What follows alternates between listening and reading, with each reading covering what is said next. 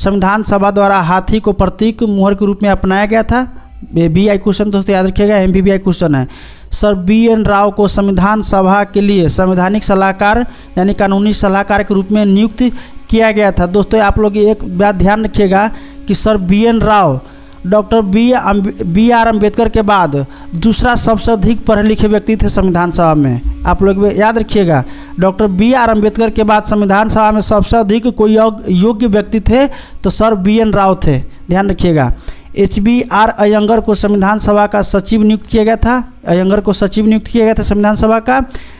Hello दोस्तों, स्वागत है आपका YouTube channel study for awareness पर। दोस्तों इस वीडियो में मैं आप लोगों को संविधान निर्माण कैसे हुई इसके सभी विशेषताएं बताऊंगा। इससे संबंधित जो भी टॉपिक्स है या जो भी मुख्य बातें हैं सब मैं इस वीडियो में बताऊंगा। यह UPSC, BPSC, PT, mains, GS paper 2 के लिए महत्वपूर्ण तो होगा ही, साथ ही BSSC, SSC, CGL, बिहार दरोगा, बिहार पुलिस एवं सभी कंपटीशन एग्जाम के लिए महत्वपूर्ण होंगे। दोस्तों मैं इस सीरीज का अगला वीडियो लाऊंगा संविधान की महत्वपूर्ण विशेषताएं, और वो वीडियो आप लोग जरूर देखिएगा और इसे भी अंत तक जरूर देखिएगा क्योंकि इसमें बहुत सारे फैक्ट है जो आपको PT, मेंस इस सब में काम आने वाले हैं। दोस्तों चलिए शुरू करते हैं। दोस्तों मैं इस वीडियो में क्या क्या पढ़ाऊंगा मैं उसका हाईलाइट देता हूं। इस टॉपिक का नाम है संविधान का निर्माण। याद रखिएगा दोस्तों, इस टॉपिक का नाम है, यहाँ पर मैंने लिखा हुआ है, लाल पेन से ही लिख दिया है, संविधान का निर्माण। और इसमें क्या क्या होंगे, क्या क्या कौन कौन टॉपिक में मैं बात करूंगा, कौन कौन टॉपिक मैं आप लोग को बहुत आसानी तरीक़ा से समझाऊंगा। आप लोग देखिए, संविधान की मांग क्यों हुई थी और कब हुई थी, संविधान सभा का गठन कैसे हुई थी, वहीं इसका संविधान सभा की कार्यप्रणाली क्या क्या थी, इससे क्या उद्देश्य प्रस्ताव जो समझिए बहुत महत्वपूर्ण है ये मेंस के लिए, क्योंकि उद्देश्य प्रस्ताव ही अंत में आपका प्रस्तावना बना था। वहीं स्वतंत्रता अधिनियम जो लाया गया था उसके बारे में जानेंगे। अन्य कार्य जो इस संविधान सभा द्वारा किए गए वो जानेंगे। इसके समितियां थी, महत्वपूर्ण 8 समितियां थी और छोटे छोटे कई समितियां थे, उस सब के बारे में जानेंगे।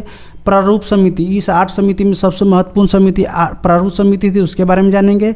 वहीं प्रभाव में आना, संविधान सभा की प्रभाव में आना वो देखेंगे। संविधान लागू होना वो देखेंगे। और इसके कुछ विशेषज्ञों द्वारा इस संविधान अपने भारतीय संविधान की आलोचना किए गए थे, उसे भी देखेंगे कि किस आधार पर इसका आलोचना किया गया था।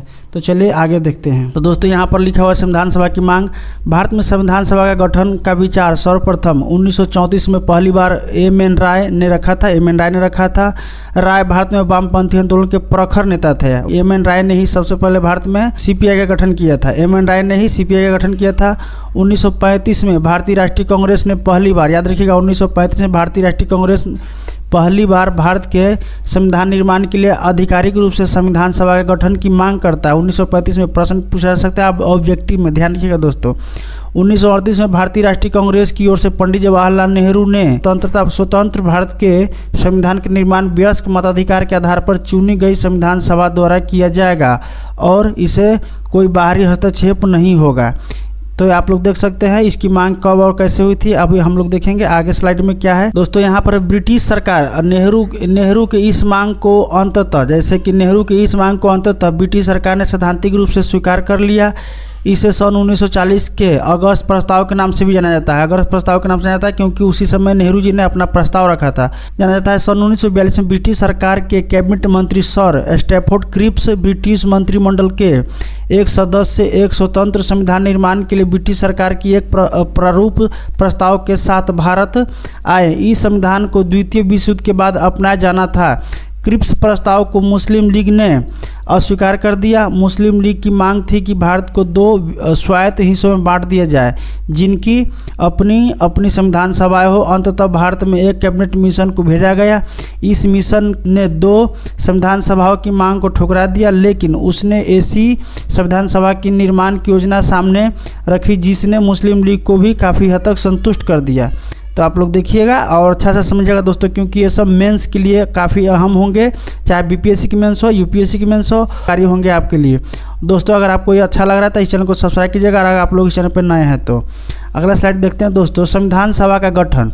तो संविधान कैबिनेट मिशन योजना के द्वारा सुझाए गए प्रस्तावों के तहत नवंबर 1946 में संविधान सभा का गठन हुआ। योजनाएं की विशेषता थी इस प्रकार। संविधान सभा की कुल सदस्य संख्या 389 होनी थी। इसमें से 296 सीटें ब्रिटिश भारत और 93 सीटें देशी रियासत को आवंटित की जानी थी। ब्रिटिश भारत को आवंटित की गई 296 सीटों में से 292 सदस्यों का चयन 11 गवर्नरों के प्रांतों और 4 का चयन मुख्य आयुक्तों के प्रांतों प्रत्येक में से एक की किया जाना था। आप लोग दोस्तों अच्छा से पढ़िएगा। इसे मैं पढ़ के सुना रहा हूँ, लेकिन आप लोग भी अच्छा से पढ़िएगा। अगर आपके पास टाइम नहीं है तो इसे सुन सकते हैं, आपको हेडफोन ईयरफोन लगा करके, वहाँ भी आपके लिए उतना ही कारगर होंगे। हर प्रांत व देशी रियासतों अथवा छोटे राज्य के मामले में समूह को उनकी जनसंख्या के अनुपात में सीटें आवंटित की जानी थी। मोटे तौर पर कहा जाए तो प्रत्येक 10 लाख लोगों पर, यहाँ ध्यान रखिएगा, प्रत्येक 10 लाख लोगों पर एक सीट आवंटित की जानी थी। प्रत्येक ब्रिटिश प्रांत को आवंटित की गई सीटों का निर्धारण 3 प्रमुख समुदायों के बीच उनकी जनसंख्या के अनुपात में किया जाना था। ये 3 समुदाय कौन कौन से थे? तो आपका मुस्लिम सिख और सामान्य मुस्लिम सिख को छोड़कर, सामान्य जो मुस्लिम सिख को छोड़ करके जो सामान्य आ गए, जिसमें आपका जनरल हो गया, बाकी भारतीय जो भी जाति वो सब आ गए। प्रत्येक समुदाय के प्रतिनिधि को चुनाव प्रांतीय असेंबली में उस समुदाय के सदस्यों द्वारा किया जाना था और एकल संक्रमणीय मत के आधार पर समानुपातिक प्रतिनिधि के तरीकों के देशी रियासतों का प्रतिनिधियों का चयन रियासतों के प्रमुख द्वारा किया जाना था। अंत यह स्पष्ट था कि संविधान सभा आंशिक रूप से चुनी हुई और आंशिक रूप से नामित की निकाय थी। इसके अलावा सदस्यों का चयन अप्रत्यक्ष रूप से प्रांतीय व्यवस्थापिका के सदस्यों द्वारा किया जाना था, जिनका चुनाव एक सीमित मताधिकार के आधार पर किया गया था। संविधान सभा के चुनाव जुलाई अगस्त 1946 में हुआ। ब्रिटिश भारत के लिए आवंटित 296 सीटों हेतु इस चुनाव में भारतीय राष्ट्रीय कांग्रेस को 208, मुस्लिम लीग को 73, वहीं छोटे समूह व स्वतंत्र सदस्यों को 15 सीटें मिली। हालांकि देशी रियासतों को आवंटित सीटों की गई 93 सीटें भर नहीं पाई, क्योंकि उनके खुद के संविधान सभा के अलग रखने का निर्णय लिया था। ध्यान रखिएगा दोस्तों।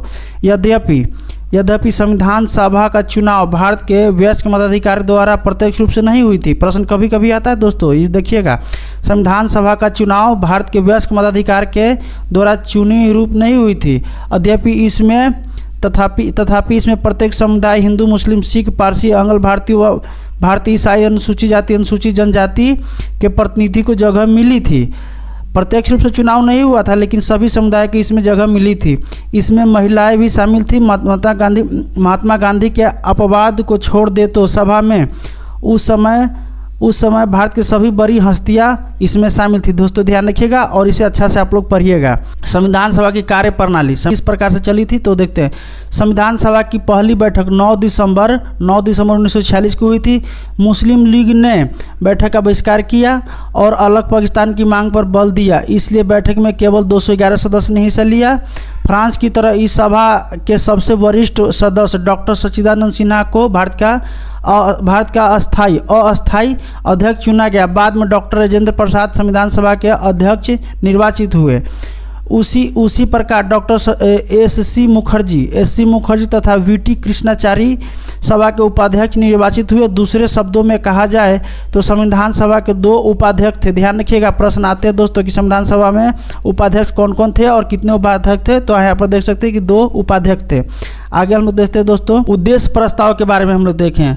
13 दिसंबर 1946 को पंडित नेहरू ने सभा में ऐतिहासिक उद्देश्य प्रस्ताव पेश किया। इसमें संवैधानिक संरचना के ढांचे व दर्शन की झलक थी। इसमें कहा गया है कि यह एक संविधान सभा भारत को एक स्वतंत्र संप्रभु गणराज्य घोषित करती है तथा अपने भविष्य के प्रशासन को चलाने के लिए एक संविधान के निर्माण की घोषणा करती है। ब्रिटिश भारत में शामिल सभी क्षेत्र भारतीय राज्यों में शामिल सभी क्षेत्रों तथा भारत से बाहर के इस प्रकार के सभी क्षेत्र तथा वे अन्य क्षेत्र जो इसमें शामिल होना चाहेंगे भारतीय संघ का हिस्सा होंगे। 3 नंबर में है, उक्त वर्णित सभी क्षेत्रों तथा उनकी सीमाएं का निर्धारण संविधान सभा द्वारा किया जाएगा तथा इसके उपरांत नियमों के अनुसार यदि वे चाहेंगे तो उनकी अवशिष्ट शक्तियाँ उनमें निहित रहेगी तथा प्रशासन के संचालन के लिए भी वे सभी शक्तियाँ केवल उनके छोड़कर जो संघ में निहित होगी इन राज्यों को प्राप्त होंगे। तो दोस्तों ये उद्देश्य प्रस्ताव थे और उद्देश्य प्रस्ताव और भी एक स्लाइड होगा क्योंकि लगभग 8-9 था। यहाँ पर संप्रभु स्वतंत्र भारत की संप्रभु स्वतंत्र भारत की सभी शक्तियाँ, प्राधिकार, इसके अभिन्न अंग तथा सरकार के अंग, सभी का स्रोत भारत की जनता होगी। तो ये उद्देश्य प्रस्ताव में पढ़ा दोस्तों। उद्देश्य प्रस्ताव बहुत महत्वपूर्ण है क्योंकि मेंस में कई बार पूछे जाते हैं। भारत के सभी लोगों के लिए न्याय, सामाजिक, आर्थिक, राजनीतिक स्वतंत्रता, सुरक्षा, अवसर की समानता, विधि के समक्ष समता, विचार एवं अभिव्यक्ति, विश्वास, भ्रम, संगठन बनाने की आदि की स्वतंत्रता तथा लोक नैतिकता की स्थापना सुनिश्चित की जाएगी। दोस्तों आप देख सकते हैं किस तरह से उद्देश्य प्रस्ताव में ही भारत की प्रस्तावना झलकने लग गया अभी से ही। संख्यकों को, पिछड़े वर्गों तथा जनजातीय क्षेत्रों के लोगों के पर्याप्त सुरक्षा प्रदान की जाएगी। संघ की एकता को अक्षुण्ण बनाए रखा जाएगा तथा इसके भू क्षेत्र, समुद्र, वायु क्षेत्र को अभय देश के न्याय व विधि के रूप सुरक्षा प्रदान की जाएगी और इस प्राचीन भूमि को विश्व में इसका अधिकार उचित स्थान दिलाया जाएगा तथा विश्व शांति एवं मानव कल्याण को बढ़ावा देने के निमित्त उसके योगदान को सुनिश्चित किया जाएगा। इस प्रस्ताव को 22 जनवरी 1946 को सर्वसम्मति से स्वीकार कर लिया गया। दोस्तों कितना महत्वपूर्ण प्रस्ताव था और इसे 22 जनवरी 1946 को सर्वसम्मति से स्वीकार कर लिया गया। इसमें संविधान के प्रारूप को काफ़ी हद तक प्रभावित किया। इसके परिवर्तन रूप को ही संविधान की प्रस्तावना बनी। दोस्तों आप लोग देखिए यहाँ प्रस्तावना इसी को लगभग 99% इसी को संविधान की प्रस्तावना बनाया गया था। आप लोग ध्यान रखिएगा, उद्देश्य प्रस्ताव को ही प्रस्तावना बनाया। अब हम लोग देखते हैं स्वतंत्रता अधिनियम द्वारा परिवर्तन। स्वतंत्रता अधिनियम 1947 जब आया था तो उसके द्वारा क्या क्या परिवर्तन हुए थे, इन सभी कारणों के बाद हम लोग देखेंगे कि आगे की क्या क्या इसमें विशेषता है।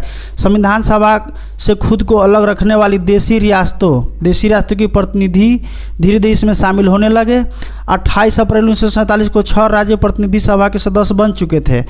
3 जून 1947 को भारत के बंटवारे के लिए पेश की गई माउंटबेटन योजना। दोस्तों इसको याद रखिएगा, 3 जून इसे डिक्की प्लान भी कहा जाता है या माउंटबेटन योजना भी कहा जाता है, ध्यान रखिएगा। को स्वीकार करने के बाद अन्य देशी रियासतों को ज़्यादातर प्रतिनिधियों ने सभा में अपनी सीटें ग्रहण कर ली। भारतीय हिस्से की मुस्लिम लीग के सदस्य भी सभा में शामिल हो गए। भारतीय स्वतंत्रता अधिनियम 1947 ने सभा की स्थिति में निम्न 3 परिवर्तन किए। सभा को पूरी तरह से संप्रभु निकाय बनाया गया जो स्वेच्छा से कोई भी संविधान बना सकती थी। इस अधिनियम ने सभा के ब्रिटिश संसद द्वारा भारत के संबंध में बनाए गए किसी भी कानून को समाप्त करने अथवा उसे बदलने का अधिकार दिया गया। दोस्तों ध्यान रखिएगा, कोई भी शक्ति से मिल गया जो ब्रिटिश संसद द्वारा बनाया गया था उसे बदलने या समाप्त करने का अधिकार मिल गया था इस सभा को। आगे हम लोग देखते हैं। तो संविधान सभा ही एक विधायिका बन गया था क्योंकि उस समय तक कोई सरकार नहीं थी, इसलिए यही विधायिका का काम करता बन गई। दूसरे शब्दों में कहा जाए तो सभा को 2 अलग अलग काम सौंपे गए। इनमें से एक था स्वतंत्र भारत के लिए संविधान सभा बनाना और दूसरा काम था देश के लिए आम कानून लागू करना। इन दोनों कार्यों को अलग अलग दिनों करना था। इस प्रकार संविधान सभा स्वतंत्र भारत की पहली संसद बनी। ध्यान रखिएगा, संविधान सभा ही स्वतंत्र भारत की पहली संसद बनी। जब भी सभा की बैठक संविधान सभा के रूप में होती, इसकी अध्यक्षता डॉक्टर राजेंद्र प्रसाद करते और जब बैठक बतौर विधायिका होती तब इसकी अध्यक्षता जीवी मावलंकर करते थे। ध्यान रखिएगा दोस्तों, संविधान सभा 26 नवंबर 1949 तक इन दोनों रूपों में कार्य करती रही। इस समय तक संविधान निर्माण का कार्य पूरा हो चुका था, यानी 26 नवंबर 1949 तक संविधान सभा 2 रूप से काम करती थी, एक विधायिका के रूप में और एक संविधान सभा के रूप में। आगे हम लोग देखते हैं दोस्तों अन्य कार्य। संविधान सभा के अन्य कार्य क्या था? संविधान निर्माण और आम कानून को लागू करने के अलावा संविधान सभा ने निम्न कई कार्य किए। इनमें से था मई 1949 में राष्ट्रमंडल में भारत की सदस्यता का सत्यापन था। इसने 22 जुलाई 1947 को राष्ट्रीय ध्वज को अपनाया संविधान सभा ने। इसने 24 जनवरी 1950 को राष्ट्रीय गान को अपनाया, 24 जनवरी 1950 को राष्ट्रीय गीत को अपनाया। इसने 24 जनवरी 1950 को डॉक्टर राजेंद्र प्रसाद को भारत के पहले राष्ट्रपति के रूप में चुना संविधान सभा ने। 2 साल 11 महीना 18 दिनों में सर्वाधिक संविधान सभा की कुल 11 बैठक हुई। संविधान निर्माताओं ने लगभग 60 देशों के संविधान का अवलोकन किया। देख सकते हैं कितना छन करके अपना संविधान बनाया, अपना भारतीय संविधान। इसीलिए विश्व में सबसे महान संविधान है, क्योंकि लगभग 60 देशों के संविधान पढ़ा गया और उसमें से अच्छे चीज़ इसमें डाले गए। इसीलिए तो अपना संविधान सबसे सर्वोत्तम संविधान है विश्व में। संविधान निर्माण पर कुल 64 लाख रुपए खर्च आया। 24 जनवरी 1950 को संविधान सभा की अंतिम बैठक हुई। इसके बाद सभा ने 26 जनवरी 1950 से 1951-52 में हुई आम चुनाव के बाद बनने वाली नई संसद के निर्माण तक भारत के अंतरिम संसद के रूप में काम किया। आप लोग इसे बेहतरीन ढंग से पढ़िएगा क्योंकि बहुत महत्वपूर्ण ये स्लाइड है। अब हम लोग देखते हैं संविधान सभा की समितियाँ। संविधान सभा ने संविधान के निर्माण से संबंधित विभिन्न कार्यों के करने के लिए कई समितियों का गठन किया। इनमें से 8 बड़ी समितियाँ थी तथा अन्य छोटी समितियाँ भी थी। हम लोग 8 महत्वपूर्ण समितियाँ देखते हैं, वह इनके अध्यक्ष वो देख लेते हैं। सबसे बड़ी समितियाँ इनमें से कौन कौन थी? तो संघ शक्ति समिति, इसके अध्यक्ष थे जवाहरलाल नेहरू। संघीय संविधान समिति, इसके अध्यक्ष भी जवाहरलाल नेहरू थे। आप लोग याद रखिएगा, संघ जहाँ जाएगा जवाहरलाल नेहरू मार दीजिएगा क्योंकि ये पीटी का महत्वपूर्ण प्रश्न है सब। प्रांतीय संविधान समिति सरदार वल्लभ भाई पटेल, प्रांतीय संविधान समिति सरदार वल्लभ भाई पटेल। प्रारूप समिति, one of the most important समिति प्रारूप समिति, डॉक्टर BR अम्बेडकर। वहीं आगे देखते हैं मौलिक अधिकारों व अल्पसंख्यक जनजातियों तथा बहिष्कृत क्षेत्रों के लिए सलाहकार समिति, परामर्शदाता समिति, इसके अध्यक्ष सरदार पटेल थे। इस समिति के अंतर्गत निम्नलिखित 5 उप समितियाँ थी। आपका मौलिक अधिकार उप समिति JB कृपलानी थे। अल्पसंख्यक उप समिति HC मुखर्जी थे। वहीं उत्तर पूर्व सीमांत जनजातीय क्षेत्र असम को छोड़कर तथा आंशिक रूप से छोड़े गए क्षेत्रों के लिए उप समिति, इसका गोपीनाथ अध्यक्ष थे। उप समितियाँ हैं सब, गोपीनाथ बरदोई। छोड़े गए व आंशिक रूप से छोड़े गए क्षेत्रों को असम सिंचित क्षेत्रों के अलावा के लिए उप समितियाँ AB ठक्कर। वहीं उत्तर पश्चिम फ्रंटियर जनजातीय क्षेत्र के लिए समितियाँ थी, उप समितियाँ थी। आगे देखते हैं हम लोग प्रक्रिया नियमन समिति डॉक्टर राजेंद्र प्रसाद, प्रक्रिया नियमन समिति डॉक्टर राजेंद्र प्रसाद। राज्यों के लिए समिति, राज्यों से समझौता करने वाली जवाहरलाल नेहरू। वहीं संचालन समिति डॉक्टर राजेंद्र प्रसाद। दोस्तों सभी समितियों में महत्वपूर्ण समिति आपका प्रारूप समिति, तो इसे हम लोग देख लेते हैं। प्रारूप समिति कहाँ चल गया हो? हाँ, प्रारूप समिति। संविधान सभा की सभी समितियों में सबसे ज़्यादा महत्वपूर्ण थी प्रारूप समिति। इसका गठन 29 अगस्त, याद रखिएगा पीटी में पूछा था, 29 अगस्त 1947 को हुआ था। यह वह समिति थी जिसने नए संविधान का प्रारूप तैयार करने की जिम्मेदारी सौंपी गई थी। इसमें 7 सदस्य थे जिनका नाम इस प्रकार थे। डॉक्टर राजेंद्र प्रसाद, इनका अध्यक्ष थे N गोपालास्वामी अयंगर, अलादी कृष्ण स्वामी अय्यर, डॉक्टर KM मुंशी, सैयद मोहम्मद सादुल्ला और N माधवराव। इन्हें BL मित्रा की जगह, जिन्हें स्वास्थ्य कारणों से त्यागपत्र दिया था, उनके जगह पर आया था कौन? तो N माधवराव। 6 सदस्य हो गए। एक सदस्य और यहाँ देख लेते हैं, यहाँ पर TT कृष्णाचार्य। TT कृष्णाचार्य ये 7वां सदस्य थे। इन्होंने 1948 में DP खेतान की मृत्यु के बाद इनकी जगह ली थी दोस्तों, तो ये मृत्यु के बाद आए थे TT कृष्णाचार्य। विभिन्न समितियों के प्रस्ताव पर विचार करने के बाद प्रारूप समिति ने भारत के संविधान का पहला प्रारूप तैयार किया। इसने फरवरी 1948 में प्रकाशित किया गया, पर पहला प्रारूप तैयार किया गया। इसे फरवरी 1948 में प्रकाशित किया गया था। भारत के लोगों को इस प्रारूप पर चर्चा करने और संशोधन का प्रस्ताव देने के लिए 8 महीना का समय दिया गया था। प्रस्ताव पर आपका संशोधन और क्या क्या आपका विचारों देने के लिए 8 महीना समय दिया गया था। लोगों की शिकायतों, आलोचनाओं और सुझावों के परिप्रेक्ष्य में प्रारूप समिति ने दूसरा प्रारूप तैयार किया और इसे अक्टूबर 1948 में प्रकाशित किया था। प्रारूप समिति ने अपना प्रारूप तैयार करने में 6 माह से भी कम समय लिया और इस दौरान उनकी कुल 141 62 हुई थी। ध्यान रखिए दोस्तों, पीटी में अक्सर पूछा जाता है, तो आप लोग देख सकते हैं 6 महीना का समय लिया। 180 दिन होता है कुल 6 महीना, जिसमें से इन्होंने 141 दिन का बैठक किया था। आगे हम लोग देखते हैं दोस्तों, संविधान का प्रभाव में आना सबसे महत्वपूर्ण बात देखते हैं। डॉक्टर BR अम्बेडकर ने सभा में 4 नवंबर 1948 को संविधान का अंतिम प्रारूप पेश किया। इस बार संविधान पहली बार पढ़ा गया। सभा में इस पर 5 दिन 9 नवंबर 1949 तक आम चर्चा हुई। 4 नवंबर से लेकर के 9 नवंबर 1949 तक इस पर आम चर्चा हुई। वहीं संविधान पर दूसरी बार 15 नवंबर 1948 से विचार होना शुरू हुआ। इसमें संविधान पर खंडवार विचार किया गया। यह कार्य 17 अक्टूबर 1949 तक चला। इस अवधि में कम से कम 7653 संशोधन प्रस्ताव आए, जिनमें से वास्तव में 2473 पर ही सभा में चर्चा हुई। संविधान पर तीसरी बार 14 नवंबर 1949 से विचार होना शुरू हुआ। डॉक्टर BR अम्बेडकर ने the constitution as settled by the assembly be passed नामक प्रस्ताव पेश किया। संविधान के प्रारूप पर पेश इस प्रस्ताव को 26 नवंबर 1949 को पारित घोषित कर दिया गया और इस पर अध्यक्ष व सदस्यों के हस्ताक्षर लिए गए। सभा में कुल 299 सदस्य थे। याद रखिएगा दोस्तों, संविधान सभा में कुल 299 सदस्य थे।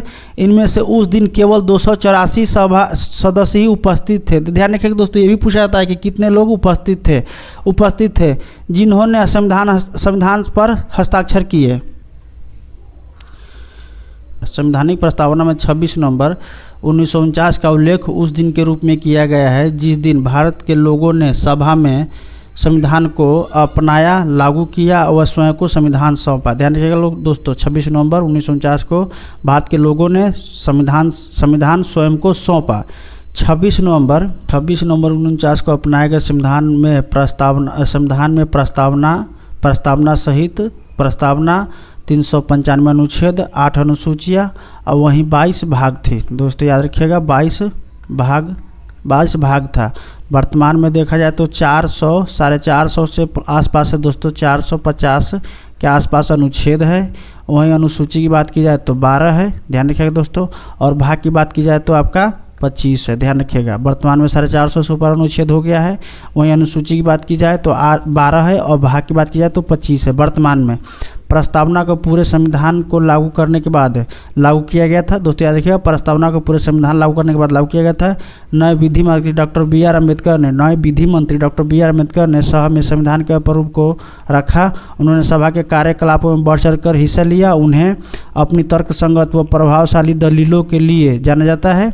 उन्हें भारतीय संविधान के पितामह के रूप में जाना जाता है। ध्यान रखिएगा दोस्तों, VVI प्रश्न भारतीय संविधान के पिता के रूप में जाना जाता है। डॉक्टर बी आर अम्बेडकर को रूप में पहचाना जाता है। इस महान लेखक, संविधान विशेषज्ञ, अनुसूचित जातियों के निर्विवाद नेता और भारत के संविधान के प्रमुख शिल्पकार को आधुनिक मनु की संज्ञा भी दी जाता है। दोनों से याद रखिएगा दोस्तों, प्रश्न पूछ जाते हैं पीटी में कि आधुनिक मनु किसे कहा जाता है, तो डॉक्टर बी आर अम्बेडकर को आधुनिक मनु कहा जाता है। आगे हम लोग देखते हैं दोस्तों, संविधान का प्रवर्तन यानी लागू होना। तो 26 नवंबर संविधान का लागू होना, परिवर्तन 26 नवंबर 1949 को नागरिकता, चुनाव, तदर्थ संसद, अस्थायी व परिवर्तनशील नियम तथा छोटे शीर्षकों से जुड़े कुछ प्रधान अनुच्छेद 5, 6, 7, 8, 9, 60, 324, 366, 367, 379, 380, 388, 391 और 392 और 393 स्वतः ही लागू हो गए। संविधान के शेष प्रावधान 26 जनवरी 1950 को लागू हुए।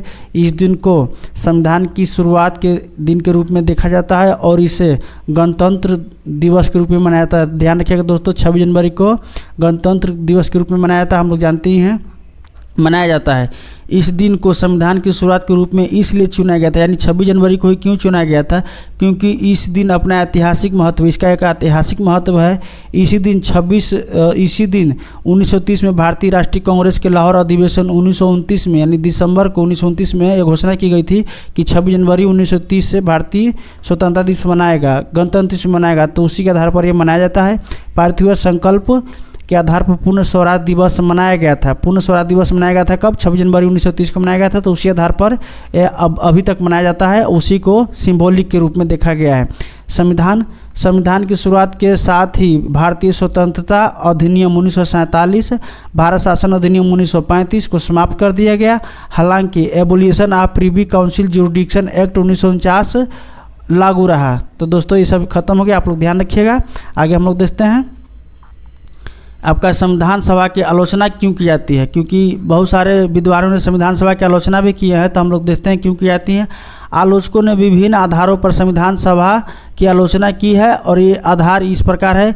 एक नंबर में है प्रतिनिधि निकाय नहीं थी। प्रतिनिधि निकाय नहीं थी। आलोचकों ने दलील दी कि संविधान सभा के प्रतिनिधि सभा नहीं थी क्योंकि इसके सदस्यों का चुनाव भारत के लोगों द्वारा वयस्क मताधिकार के आधार पर नहीं हुआ था। दूसरा में है संप्रभुता का अभाव। आलोचकों का यह कहना है कि संविधान सभा एक संप्रभु निकाय नहीं थी क्योंकि इसका निर्माण ब्रिटिश सरकार के प्रस्ताव के आधार पर हुआ। यह भी कहा जाता है कि संविधान सभा अपनी बैठक से पहले ब्रिटिश सरकार से इजाज़त लेती थी।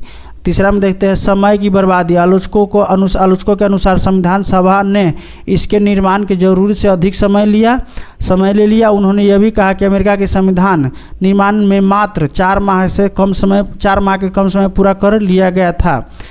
वहीं निराजुद्दीन अहमद संविधान सभा के सदस्य ने इसके लिए अपनी अवमानना दर्शाने के लिए प्रारूप समिति हेतु एक नया नाम गढ़ा और इसे कहा अपवहन समिति। तो देख सकते हैं किस प्रकार विद्वान लोग आलोचना कर रहे हैं। आगे देखते हैं, अगला चौथा में कहा गया था कांग्रेस का प्रभुत्व। आलोचकों का आरोप है कि संविधान सभा में कांग्रेस का प्रभुत्व था। ब्रिटेन के संविधान विशेषज्ञ ग्रेविन ऑस्टिन ने टिप्पणी की कि संविधान सभा एक दलीय देश का एक दलीय निकाय है। सभा ही कांग्रेस है और कांग्रेस ही भारत है। तो ये किसने कहा था? Grevin Austin. दोस्तों याद रखिएगा, ये सब पीटी पूछा जाता है, ये आपको दे देंगे कथन और पूछेंगे कि किसने दिया है। वकीलों और राजनीतिज्ञों का प्रभुत्व। वकीलों और राजनीतिज्ञों का प्रभुत्व यह भी कहा जाता है कि संविधान सभा में वकीलों और नेताओं का बोलबाला था। उन्होंने यह कहा कि समाज के अन्य वर्गों के पर्याप्त प्रतिनिधित्व नहीं मिला।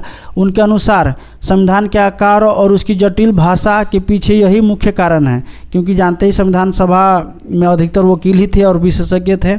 हिंदुओं का प्रभुत्व। कुछ लोगों ने यह भी कहा, कुछ आलोचकों के अनुसार संविधान सभा में हिंदुओं का वर्चस्व था। लॉर्ड विस्काउंट ने इसे हिंदुओं का निकाय कहा।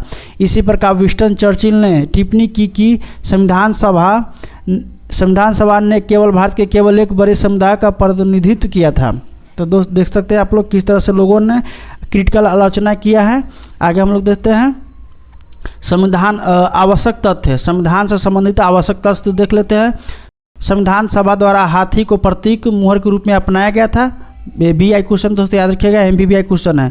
सर BN राव को संविधान सभा के लिए संवैधानिक सलाहकार यानी कानूनी सलाहकार के रूप में नियुक्त किया गया था। दोस्तों आप लोग एक बात ध्यान रखिएगा कि sir BN Rao doctor BR Ambedkar के बाद दूसरा सबसे अधिक पढ़े लिखे व्यक्ति थे संविधान सभा में। आप लोग याद रखिएगा, डॉक्टर BR अम्बेडकर के बाद संविधान सभा में सबसे अधिक कोई योग्य व्यक्ति थे तो सर BN राव थे, ध्यान रखिएगा।